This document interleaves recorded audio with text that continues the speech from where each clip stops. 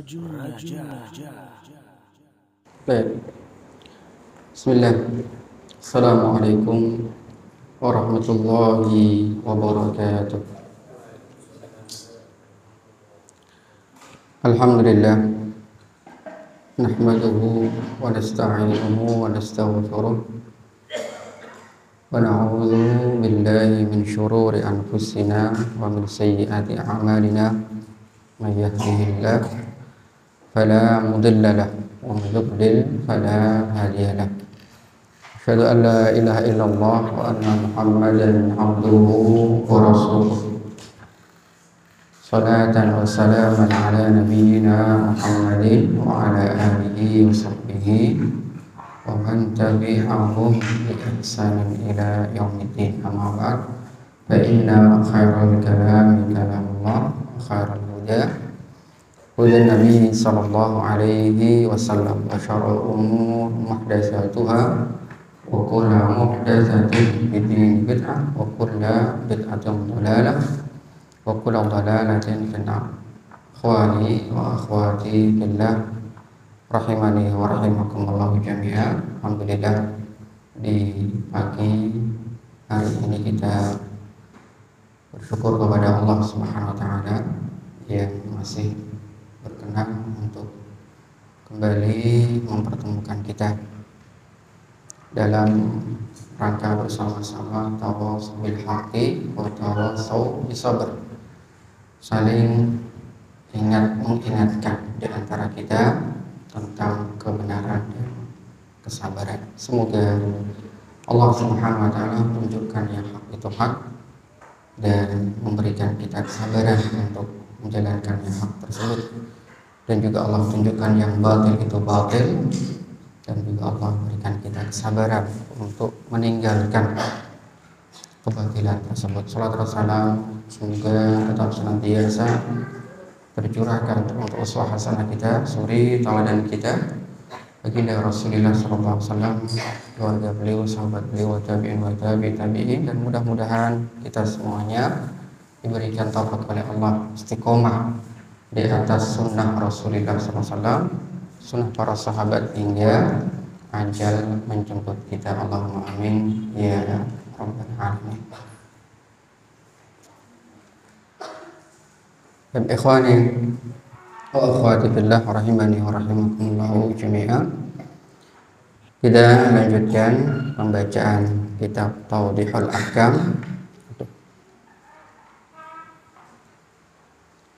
Syarah Bulughul Maram.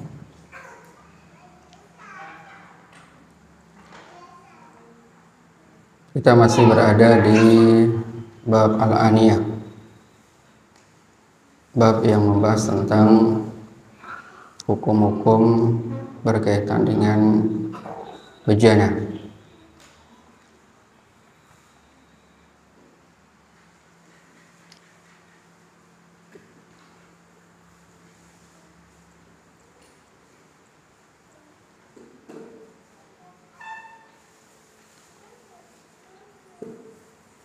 Di pertemuan yang lalu kita sudah jelaskan tentang hukum sama kulit, ya, dengan berbagai macam jenisnya dan hukum dari setiap jenis sama kulit tersebut.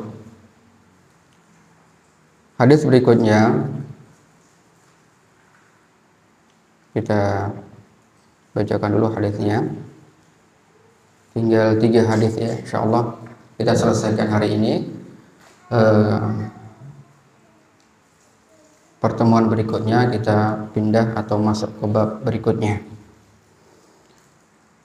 An Abi Tha'labah Al-Khushaini radhiyallahu anhu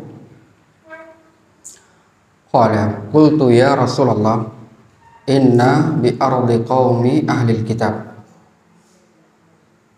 afa na'kulu fi aniyatihim qala la ta'kulu fiha illa la aw alla tajidu ghairaha faghsiluha wa kulu fiha. Bukhari Muslim. Mana terjemahkan? Dari sahabat Abu Tha'labah, semoga Allah meridai beliau, beliau berkata, saya pernah bertanya kepada Rasulullah SAW, ya Rasulullah, suatu hari kami berada di sebuah tempat atau perkampungan di mana penduduknya adalah ahlul kitab, Yahudi dan Nasara. Afa na'kulu fi aniyatihim, bolehkah kami makan dengan menggunakan bejana mereka, atau minum dengan menggunakan bejana mereka, menggunakan piring atau gelas mereka? Karena tentu ya sahabat ini ingin tahu hukumnya bejana-bejana orang-orang ahlul kitab, Yahudi dan Nasrani. Apa jawaban Rasulullah SAW? Rasulullah bersabda, menjawab, la ta'kulu fiha. Belum jawab, jangan kalian makan dengan menggunakan bejana mereka, dengan piring mereka, dengan gelas mereka. Illa alla tajidu ghairaha, kecuali kalau seandainya kamu tidak mendapatkan selainnya, tidak ada selainnya, adanya cuma itu, cuma bejana-bejana yang dimiliki oleh orang ahlul kitab, Yahudi atau Nasara. Bagaimana? Rasul menjelaskan, beliau mengatakan, faghsiluha wa kulu fiha. Kalau adanya hanya itu, maka boleh kalian pakai, tapi cuci dulu. Ya, faghsiluha, kalian cuci itu piring dan gelas mereka, atau mangkok atau panci dan seterusnya. Cuci, baru setelah kalian cuci, ya boleh kalian menggunakannya. Wakulu fiha, hadis Bukhari Muslim. Ya. Secara makna zahir, ini hadis menjelaskan kepada kita bahwa tidak boleh menggunakan bejana-bejana milik ahlul kitab, Yahudi dan Nasara. Nah, secara zahir makna hadis tersebut. Nah, kecuali kalau tidak ada yang lain, adanya cuma itu, ya udah itu dipakai, tapi dicuci dulu, baru kemudian dipakai. Baik, saya bacakan hadis berikutnya, karena hadis berikutnya berkaitan dengan bejana orang-orang kafir juga. Kemudian nanti kita sampaikan penjelasan para ulama.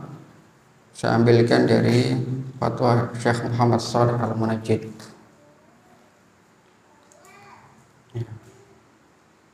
Saya bacakan dulu hadisnya yang kedua, nanti baru kita bacakan kesimpulannya. Wa an Imran ibnu Husain radhiyallahu anhu, dari Imran bin Husain semoga Allah meridai beliau, anna Nabiy sallallahu alaihi wasallam wa ashabahu, sesungguhnya Rasulullah sallallahu alaihi wasallam dan para sahabat itu tawaddau min muzadati imra'atin musyrikah, mereka pernah berwudu. Jadi Rasulullah dan para sahabat itu pernah berwudu dengan menggunakan bejananya seorang wanita musyrikah. Ya, ini juga hadis sahih Bukhari Muslim. Ya, sekali lagi bahwa Rasulullah SAW dan para sahabat pernah berwudu ya dengan menggunakan satu bejana yang dimiliki oleh seorang wanita musyrikah. Jadi kayak semacam tempat air, ya, tempat air yang dimiliki oleh seorang wanita musyrikah. Atas Rasulullah SAW dan para sahabatnya berwudu dengan menggunakan bejana tersebut. Ya. Dalam sebuah riwayat ini hadisnya panjang. Ya, cerita singkatnya adalah Rasulullah itu suatu hari dengan para sahabat itu nggak ada kehabisan air. Kalau tidak salah di sebuah safar kehabisan air, terus kemudian Rasulullah minta dari sebagian sahabatnya untuk mencari air. Maka ketemulah seorang wanita ini. Di atas untanya ada tempat air kanan kirinya. Rasulullah minta izin untuk minta air tersebut. Tidak diizinkan, belum gunakan untuk berwudu. Sahabat juga berwudu. Selesai semua, ya, air itu tidak berkurang sedikit pun, utuh seperti semua. Yaitu salah satu mukjizat baginda Rasulullah SAW. Jadi masih utuh sampai wanita tersebut terheran-heran. Itu ada kisahnya tersendiri. Ya, hadis Bukhari Muslim muttafaq alaih. Kalau kita perhatikan dari dua hadis ini, secara zahir seolah-olah ada tanaqud. Apa tanaqud itu? Ta'arud. Ya, saling tidak sinkron. Ya enggak? Yang satu melarang untuk menggunakan bejana ahlul kitab, orang-orang kafir, ya kecuali kalau enggak ada selainnya, kecuali kita boleh menggunakan dengan dicuci dulu. Yang kedua, yang hadis yang kedua membolehkan, bahkan Rasul sendiri menggunakan bejana mereka, ya. Jadi secara zahir ada semacam kontradiksi dari dua hadis ini. Satu tidak membolehkan, satu membolehkan.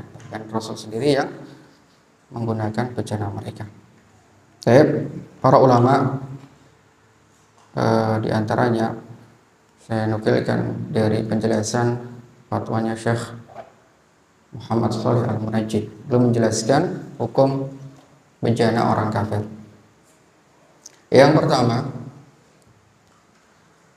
kalau kita tidak tahu,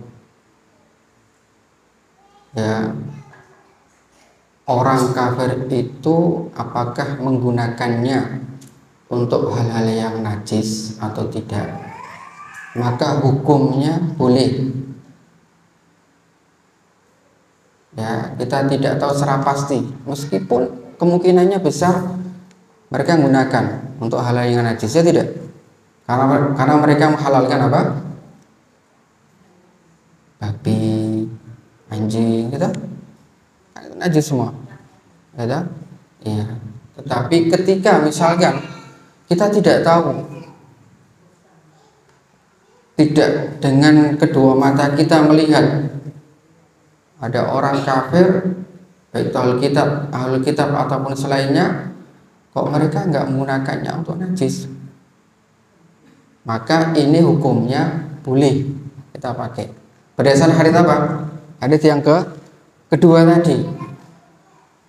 Berdasarkan hadis yang kedua tadi, Rasulullah berwudu dengan para sahabat menggunakan bejana dari seorang wanita musyrikah. Itu disimpulkan oleh Syekh Muhammad Shalih Al-Munajjid, yaitu Rasul dan sahabat tidak tahu secara persis bahwa wanita itu menggunakannya dalam hal-hal yang najis, nggak tahu. Meskipun sekali lagi kemungkinan mereka menggunakan hal-hal yang najis karena ya mereka nggak ngerti taharah. Babi, anjing, ya apa aja yang mereka inginkan mereka makan. Tapi ketika kita tidak tahu, maka ini boleh. Allah a'lam bishawab. Dalilnya tadi itu. Kemudian juga firman Allah Subhanahu wa taala khusus untuk ahlul kitab. Allah sebutkan dalam surah Al-Maidah ayat kelima. Al-yawma uhilla lakumut thayyibat wa ta'amul ladzina utul kitaba halal lakum wa ta'amukum halal lahum. Allah Subhanahu wa taala berfirman, hari ini aku atau dihalalkan bagi kalian hal-hal yang baik. Wa ta'amul ladzina utul kitaba halal lakum. Dan makanan ahlul kitab Yahudi Nasara itu halal bagi kita. Ulama sepakat ini makanan yang berupa dzabaih, sembelihan. Jadi kalau orang Kristen ngasih kita ayam, halal selama zatnya halal. Ngasih daging sate kambing, halal. Ya, ini dalilnya. Ya, Al-Maidah ayat kelima. Makanan orang-orang Yahudi Nasara itu halal kata Allah bagi kita. Ya, tentu mereka juga ngasihkan mungkin di piring atau mangkok gitu kan. Kita punya tetangga orang Kristen, kalau Yahudi mungkin tidak ada ya. Kristen ya terus ngasih kita makanan yang sembelihan soto atau sate. Nah itu halal ya. Wa ta'amukum halal lahum, dan makanan kalian jelas halal bagi mereka juga. Kalau mereka halal untuk kita, maka tentu kita lebih halal makanan yang kita sembelih lebih halal bagi mereka. Ini dalil yang menunjukkan bahwa ketika kita tidak tahu dengan secara pasti seorang kafir menggunakan bejananya untuk hal-hal yang najis, maka boleh kita gunakan. Ini umum ahlul kitab ataupun juga selain mereka, selama kita tidak tahu berdasarkan hadis tadi. Kemudian juga hadis yang lain Bukhari Muslim.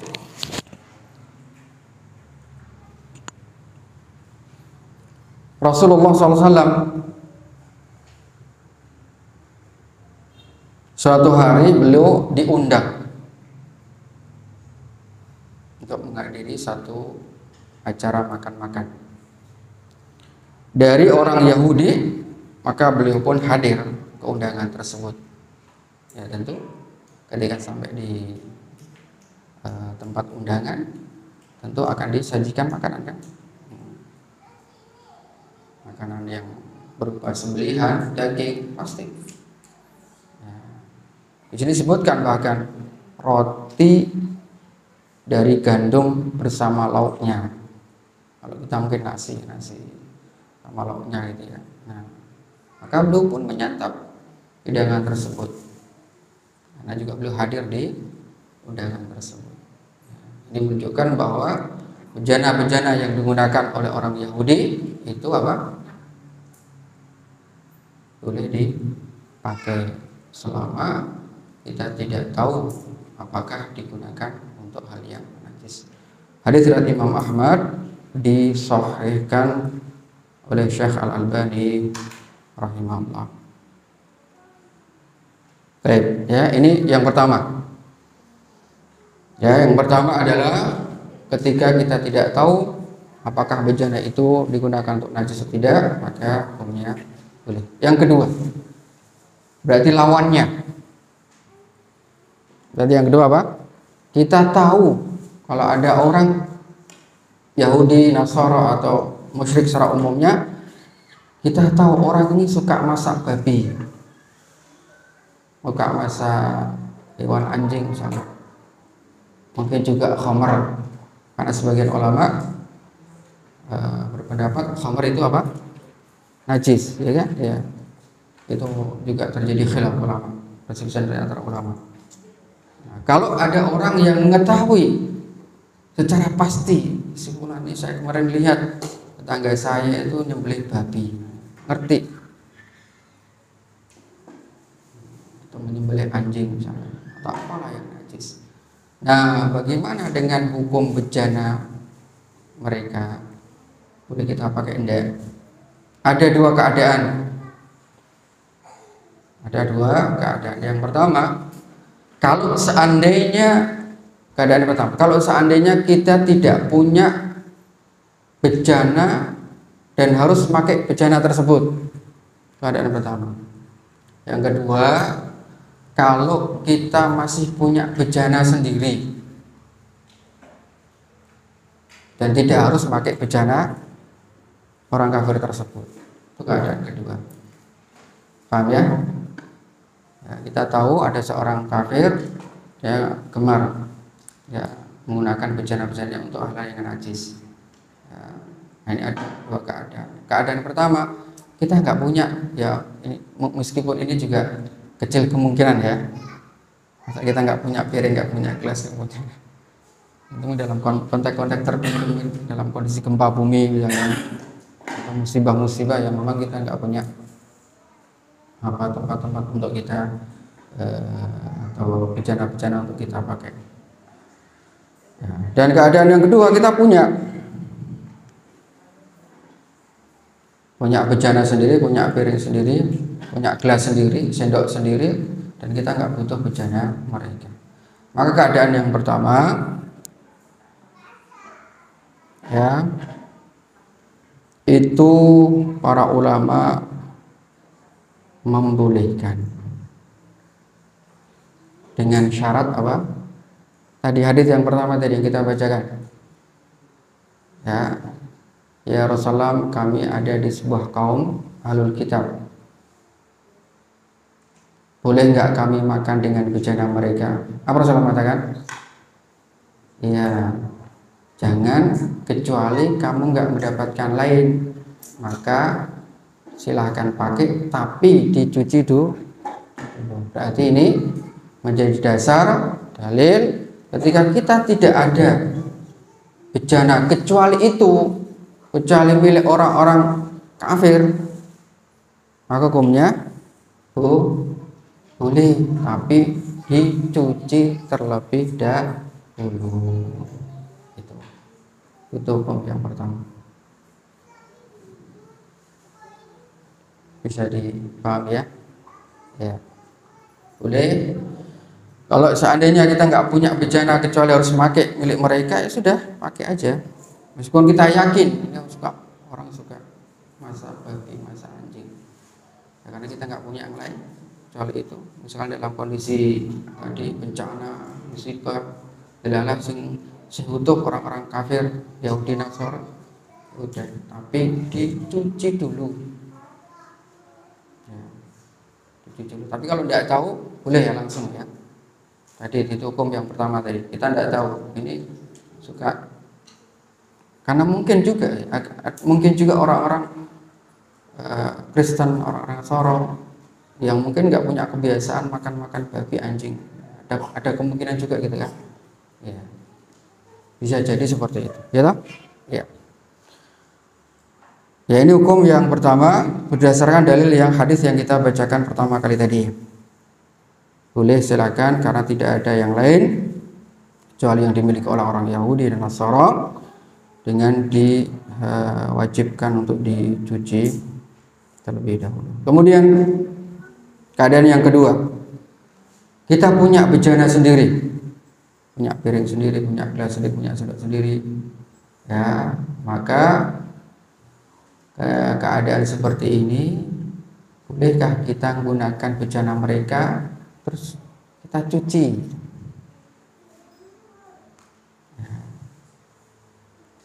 Pakai terus kita cuci dulu.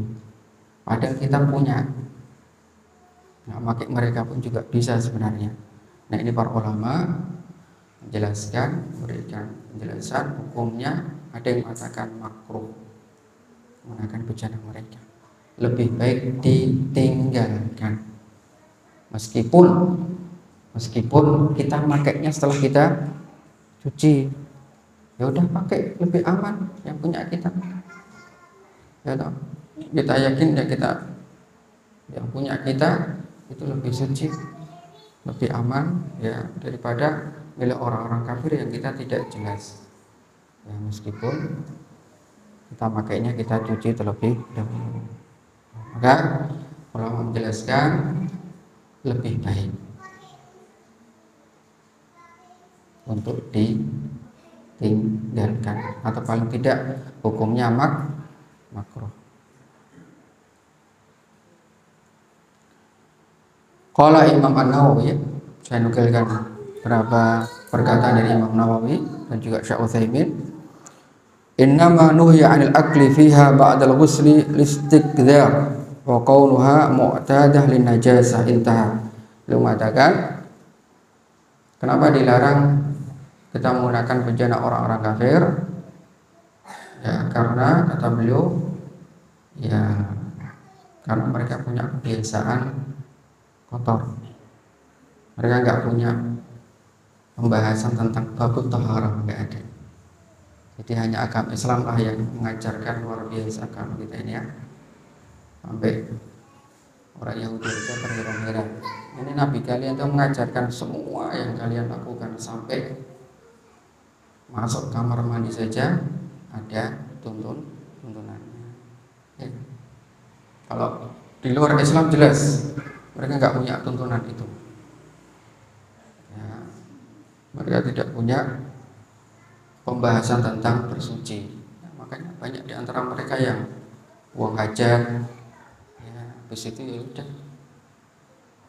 Bahkan di negeri-negeri maju, kalau tidak salah ya, kalau tidak salah di Jepang itu, meskipun negaranya maju, itu ada kebiasaan di antara mereka yang buat hajat di sembarang tempat. Ya, cek aja. Bahkan wanita-wanitanya juga, jadi nggak malu mereka. Jadi terasa mau hajat di mana sudah nyari tempat yang bahkan mungkin kadang kelihatan. Ya, terus ya, menghajat itu terus tanpa mereka bersuci. Maka Al-Imam An-Nawawi rahimahullah, beliau menjelaskan alasannya kenapa kita dilarang untuk menggunakan ya bejana orang-orang kafir, karena mereka tidak memperhatikan masalah kebersihan dan kesucian. Kalau lebih bagus ya ditinggalkan. Kalau kita punya bejana sendiri, sekali lagi tentu itu lebih aman, lebih selamat ya, karena kita yang menggunakannya setiap harinya. Kemudian Syekh Utsaimin juga mengatakan, amma hadis Abi Tha'lab al-Khushani wa Rasulullah ketika bersabda, jangan kalian makan dengan menggunakan bejana mereka kecuali tidak mendapatkan, kecuali bejana mereka ya cuci dan makanlah dengan bejana tersebut.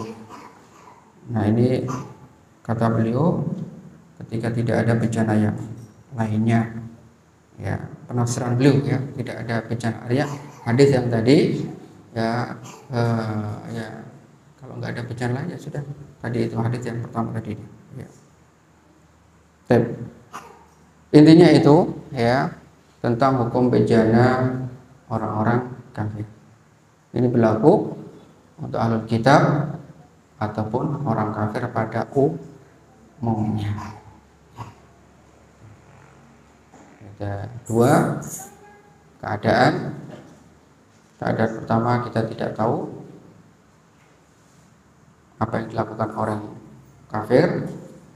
Nah, yang kedua, kita tahu orang kafir itu sering menggunakan untuk hal-hal yang najis atau hal yang kotor. Maka yang kedua, dilihat dulu keadaan. Ada dua keadaan. Yang pertama,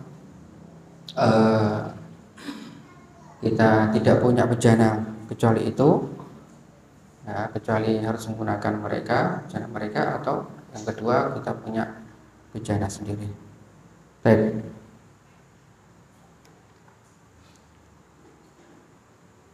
Kita bacakan terakhir, hadis terakhir dari bab ini, dan insya Allah kita selesai dari bab al-aniyah. Sehingga insya Allah di pertemuan berikutnya kita masuk bab izalatun najasah, hukum bagaimana cara menghilangkan najis. Nah, tapi tentu nanti ini juga mungkin akan kita sampaikan juga tentang jenis-jenis najis gitu ya.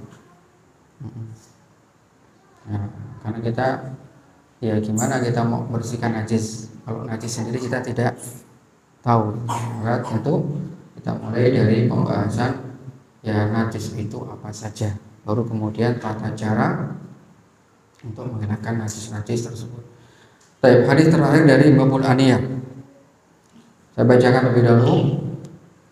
Bismillah. An Anas ibn Malik radhiyallahu anhu anna qadahan Nabi sallallahu alaihi wasallam inkasara fattakhadha makan sya'bi silsilatin min fiddatin, akhrajahu al-Bukhari. Dari sahabat Anas bin Malik, beliau berkata bahwa bejananya Rasulullah sallallahu alaihi wasallam itu retak, ya. Lalu beliau menempelnya di tempat yang retak tadi dengan silsilah itu kayak rantai kecil gitu, rantai dari perak. Jadi ini nggak tahu, ini saya nyari penjelasannya nggak mendapatkan apakah peraknya dicairkan, dipanaskan, kemudian tempelkan di situ, itu kemungkinannya besar begitu, atau di lubang ya tetap nggak rapat kan, nggak ada kemungkinan besar dipanaskan terus kemudian ditempelkan di situ. Allah a'lam bishawab. Tapi yang jelas ya kaitannya dengan hukum bejana yang ditambal dengan perak, itu yang penting ya, karena apa? Hadis yang pertama di bab pertama larangannya apa? Kita dilarang apa? Di hadis-hadis di awal bab kita tidak boleh menggunakan bejana dari emas dan perak, ya kan? La ta'kulu wa la tashrabu fi aniyati dhahabi wal fiddah fa innaha lahum fid dunya wa lakum fil akhir. Yang pertama kali dulu, jangan kalian makan dan minum dengan menggunakan bejana dari emas dan perak, karena itu untuk orang-orang kafir di dunia dan untuk kalian nanti di akhirat. Jadi secara zahirnya makna hadis ini adalah apa? Berikan kita pengertian bolehnya menambal bejana dengan sesuatu yang itu sebenarnya nggak boleh, kan perak tadi nggak boleh, emas nggak boleh. Tetapi kata beliau, karena ini bukan menjadi tujuannya hanya untuk memperbaiki, ya, maka tidak mengapa.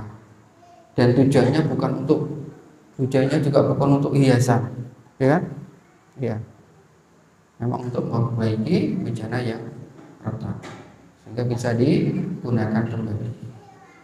Ya, itu kesimpulan atau faedah yang besar dari hadis ini, dan tidak ada khilaf di antara ulama. Bolehnya kita menempel ya bejana-bejana yang rusak, pecah dengan emas ataupun di sini perak ya. Allah alam, saya belum sempat baca apakah ketika dengan emas boleh atau tidak.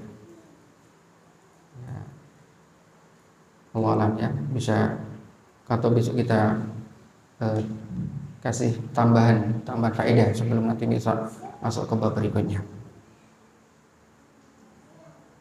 Alasan dia belum jelaskan alasannya kenapa boleh, karena tadi itu bukan inti, ya, bukan inti, dan itu bukan untuk hiasan. Karena kita jelaskan juga beberapa pendapat ulama apa ilahnya kita nggak boleh makan dan minum dengan bejana emas dan perak. Dulu Imam Ibnu Qayyim, masih ingat? Ya, karena itu menunjukkan apa? Kesombongan, kiber, dan juga termasuk israf, berlebihan, ya. Masalah perak untuk makan dan minum, ya kan? Itu kan untuk bisa, kalau sekarang jadi memang untuk harta, ya, bisa untuk simpanan harta, ya. Jadi bukan untuk, dan tidak layak memang untuk digunakan untuk makan dan minum. Tapi barangkali tidak banyak faedah yang bisa diambil dari hadis ini, tapi intinya jelas bolehnya menambal bejana yang retak atau pecah dengan sesuatu yang awalnya dilarang, yaitu perak. Saya tambahkan satu faedah yang disampaikan oleh Syekh Al-Utsaimin rahimahullah dari hadis ini. Bagus, beliau sampaikan dari hadis ini satu faedah yang bagus. Kata beliau, bahkan beliau sampai menekankan disunnahkan untuk memperbaiki barang yang masih bisa diperbaiki lalu digunakan kembali. Jangan mudah untuk apa? Membuang dan mengganti yang baru, meskipun bisa jadi kita punya uang. Selama itu masih bisa kita perbaiki, tidak terlalu menyolok. Jadi bayangkan itu dipakai misalkan untuk sesuatu, kan kelihatan nih bejanya Rasulullah, dia enggak? Ya itu pasti kelihatan toh bekas tembelannya. Enggak masalah. Ya. Nah, maka ya mungkin termasuk juga baju, ya.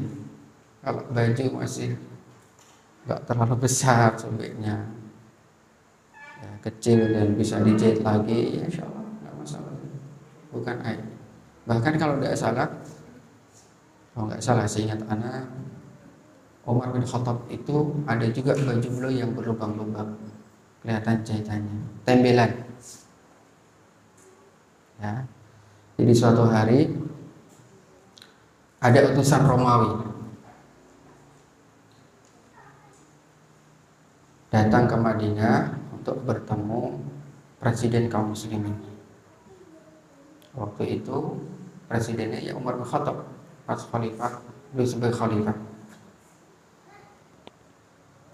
Sampainya di Madinah, utusan Romawi kan kerajaan yang besar, adidaya pada saat itu.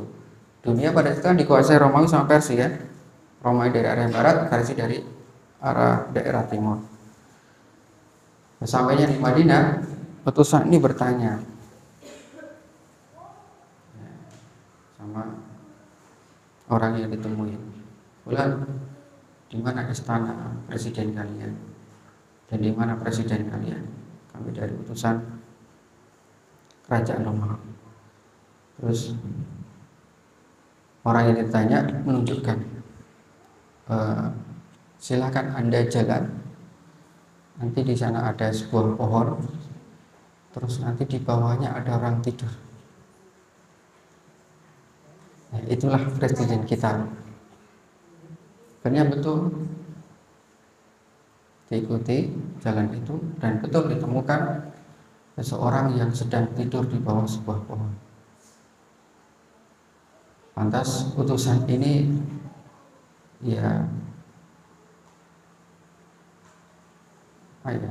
hatinya bercampur baur antara antara bener enggak, takjub, ya, heran, Karena bayangan dia, wah ini seorang presiden negara yang kuat, kan Islam sudah kuat, bisa melakukan versi.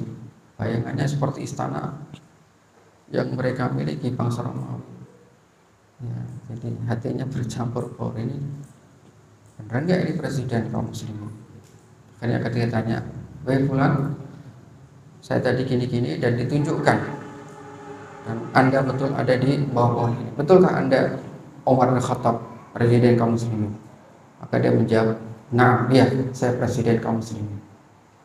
Lantas luar biasa, ya sampai kalau sempat menangis itu anunya utusan Romawi, karena membayangkan negara Romawi yang kerajaannya semua serba, ya namanya juga kerajaan besar.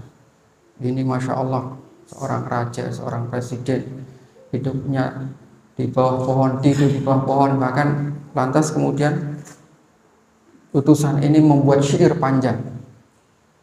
Yang seingat saya syairnya adalah, ya Umar, adilta o aminta thumma nimta.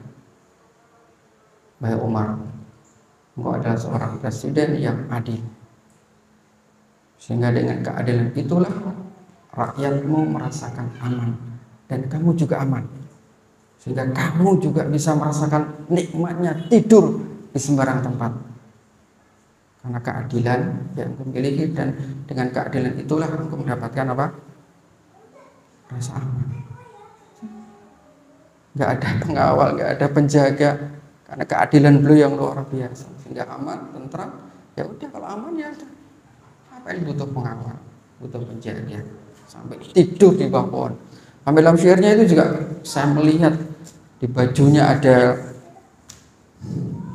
bolong dan bekas tambalan, luar biasa. Ya itulah ya, gambaran dari ulama salaf kita ya tentang dunia ini. Maka Syekh Utsaimin juga menjelaskan, jadi hadis ini mengajarkan kita untuk al-iktisad, iktisad sederhana. Ya, maka ini mengajarkan al-iktisad, kesederhanaan. Ya, jadi tidak mudah untuk apa ya, untuk mengganti atau membeli yang baru, ya selama barang yang ada masih kita bisa gunakan. Ya, itu faedah yang beliau ambil dari hadis ini. Maka ya kalau ada orang yang misalkan ada tembelan sedikit di baju, ya nggak usah, kita nggak usah ngaitkan, nggak apa-apa, nggak masalah gitu. Cuma kan tradisi kita kayaknya kurang pas ya. Ya memang kadang-kadang tuntunan agama kita ini kan dilihat dari tradisi, kadang-kadang kan nggak pas gitu. Ya itu karena kan apa ya, ketidaktahuan atau belum tahu saja, ilmunya belum sampai kepada dirinya. Baik, ikhwan billah rahimani wa rahimakumullah jami'an. Barangkali ini yang bisa saya sampaikan. Insyaallah kita lanjutkan di pertemuan yang akan datang, dan insyaallah akan masuk bab baru tentang najis, atau nanti kita berikan faedah dari yang tadi itu, mungkin kalau menempelnya dengan emas atau dengan bahan-bahan yang mungkin lebih mahal gitu ya. Karena ada bahan-bahan yang mungkin lebih mahal dari emas, atau batu mutiara ya. Karena ada yang lebih mahal dari emas. Ya, insyaallah mudah-mudahan besok kita bisa sampaikan. Subhanakallahumma wa bihamdika asyhadu an la ilaha illa anta astaghfiruka wa atubu ilaik. Assalamualaikum warahmatullahi wabarakatuh. Ada pertanyaan? Apakah kita boleh bersalaman dengan saudara laki-laki satu ayah beda ibu, tetapi mereka non muslim? Satu ayah beda ibu berarti saudara sebapak ya? Ya, saudara bapak beda ibu. Ya, itu mahram kita. Nah, saudara sebapak itu mahram kita, boleh meskipun mereka orang kafir. Ada si ayat mengatakan innamal musyrikuna najas fala yaqrabul masjidil haram ba'da amim hadza. Semua orang-orang musyrik itu najis. Ulama yang selama ini anak gunakan, anak ikuti, memang itu dua pendapat ya. Itu apakah najis secara zatnya? Innamal musyrikuna, bukakan dulu ayatnya.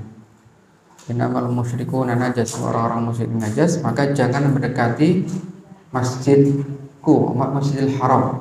Ba'da amim hada, setelah tahun ini. Jadi ini ayat turun di akhir-akhir beliau. Di akhir ada beliau.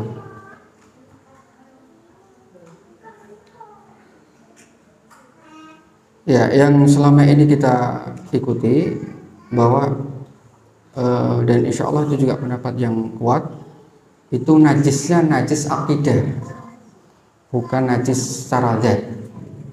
Memang ada juga yang mendapat najis zat, sehingga ya kalau kena air liurnya misalkan, atau kena keringatnya, ya najis ya. Tapi insya Allah yang pendapat yang kuat itu adalah najis secara akidah. Kenapa? Kan kaitannya dengan fala yaqrabul masjid, jangan dekati masjid kami.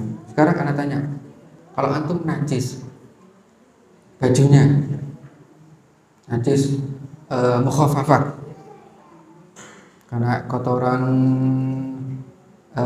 pipis misalkan, boleh nggak antum masuk masjid? Tapi nggak untuk sholat ya, masuk aja, boleh? Boleh kan? Nggak masalah ya. Berarti ini konteksnya musyrik di sini ya najisnya najis akidah. Walaupun mereka najis fisik, kita najis najis yang mukhafaf aja boleh masuk masjid kan? Iya. Allah alam shawab. Sehingga intinya dalam surat Taubah ayat ke-28 ya. Nanti kalau pengen membaca tafsirnya boleh silakan digali lagi. Tafsir surat Taubah ayat ke-28. Ya, jadi nomor pertama boleh bersamaan kepada saudara sebapak, ya, karena itu saudara sekandung. Yang bukan saudara itu kalau begini, seorang duda punya anak laki-laki misalkan, nikah dengan seorang janda, anaknya wanita. Nah, anak ini, anak dari duda dengan anak dari janda ini bukan mahram, boleh nikah, boleh, karena ini ya bukan saudara sekandung, bukan saudara sebapak, dan juga bukan saudara seibu, ya bukan apa-apanya, maka ini boleh nikah. Jadi boleh bapak untuknya nikah, anaknya nikah, boleh, karena itu bukan saudara senasab, bukan.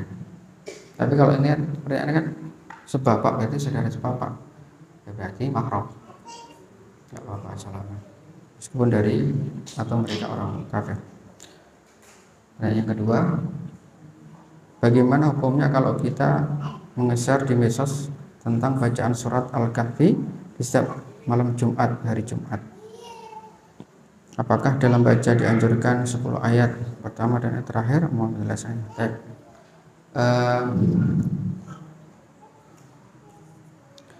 Ini terjadi khilaf juga masalah masyru' disyaratkannya baca surat Al-Kahfi di malam Jumat. Karena ada ulama yang mendhaifkan hadisnya. Ada yang memang hadisnya kuat ya sehingga mensunahkan. Yang memboleh itu kembali ke pribadi masing-masing. Karena di antara yang mensunahkan Syekh bin Baz. Ada sebagian ulama yang lain memang hadisnya enggak kuat, sehingga tidak dianjurkan untuk baca surah Al-Kahfi di hari Jumat. Pertanyaannya, boleh nggak mengeser medsos? Ya kalau dia berkeyakinan itu sunnah, ya insya Allah masalah. Diniatkan untuk mengingatkan gitu ya kaum muslimin untuk baca surat Al-Kahfi setiap malam Jumat. Ya. Yang penting jangan diyakini mengeser harus di situ gitu ya. Itu butuh dalil. Ya, jangan diyakini wah saya harus malam Jumat harus ngeser. Nah, untuk memastikan, meyakini, menentukan hari itu, nah itu yang nggak boleh. Karena terjatuh dalam penentuan waktu tanpa ada dalilnya. Ya. Tapi kalau sekedarnya ini pas momennya, Ya kalau bisa nggak dirutinkan, nggak usah dirutinkan ya. Atau selang-seling aja hari Kemisnya, hari Rebunya, nggak masalah. Karena ya setiap ibadah yang kita merutinkan dan apalagi dengan keyakinan tadi, itu khawatir terjatuh dalam perbuatan. Makanya fatwanya Syekh Utsaimin ketika beliau ditanya, Syekh gimana hukumnya kalau kita kan punya kebiasaan habis tarawih kultum toh? Nah itu boleh nggak? Beliau mengatakan kalau itu tidak dijadikan rutinitas silahkan. Hanya mungkin sewaktu-waktu ada pengen kultum, kalau enggak ya enggak. Jadi jangan jadikan apa ya bagian dari urutan atau tata cara dari sholat tarawih. Ya, jika ya dirutinkan ya dikhawatirkan akhirnya nanti ketika nggak ada kultum ada perasaan wah kayaknya kurang lengkap, kurang afdol. Nah ini yang dikhawatirkan. Ya. Maka untuk menentukan waktu satu ibadah itu membutuhkan dari Allah alam bisawab. Apakah dalam baca di anjuran 10 ayat pertama atau Allah alam, saya belum mendapatkan hadisnya. Apakah anjuran 10 di awal atau 10 di akhir? Allah alam. Kalau nggak salah ada hadis sih untuk dia diselamatkan dari fitnah dajjal ya. Ya. Besok insya Allah saya buka lagi masalah ini. Allah alam. Ini yang bisa kita sampaikan, kurang lebih maaf. Assalamualaikum warahmatullahi wabarakatuh.